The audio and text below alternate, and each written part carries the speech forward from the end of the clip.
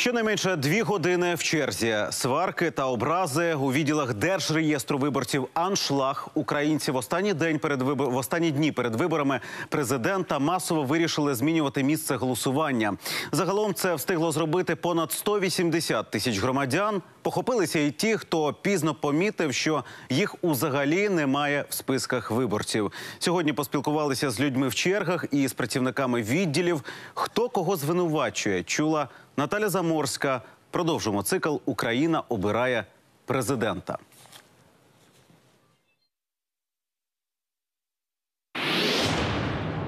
Анна прийшла змінювати місце голосування з 2 маленькими дітьми. Каже, лише сьогодні згадала, що відведений для цього термін спливає. Довжелезна черга її не злякала. Тому що мені не байдуже, що буде з моєю країною, в якій будуть рости мої діти. І я також планую тут жити і працювати далі. Кажуть, довго дуже стояти. Ну нічого, постоїмо. А як же діточки? Почекають. У нас з собою є цілий арсенал, щоб не плакали. Анні пощастило. Її пропустили без черги. Решта чекає щонайменше по 2 години.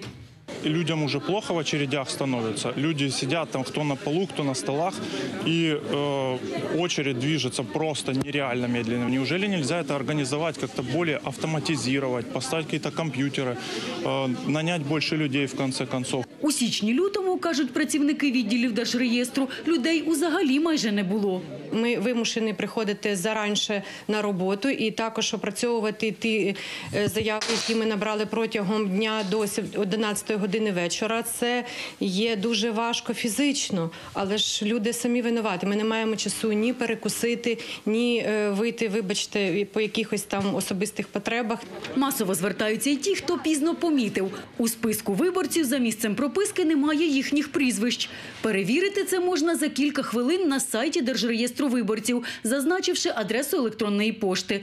Якщо доступу до інтернету немає, звертайтеся до дільничної виборчої комісії. Неодноразово озвучують інформацію про те, що треба себе перевірити, про те, що можна звернутися до відділів ведення Державного реєстру виборців, але всі цю процедуру відкладають на останні дні. І виходячи те, що ми могли зробити за 10-15 хвилин в нормальному режимі, зараз перетворюється в таку чергу. Багато хто стоїть у чергах по кілька днів, бо забуває взяти оригінали документів для зміни місця голосування чи зробити їх копії. Лише паспорта досить тільки зареєстрованим на окупованих територіях.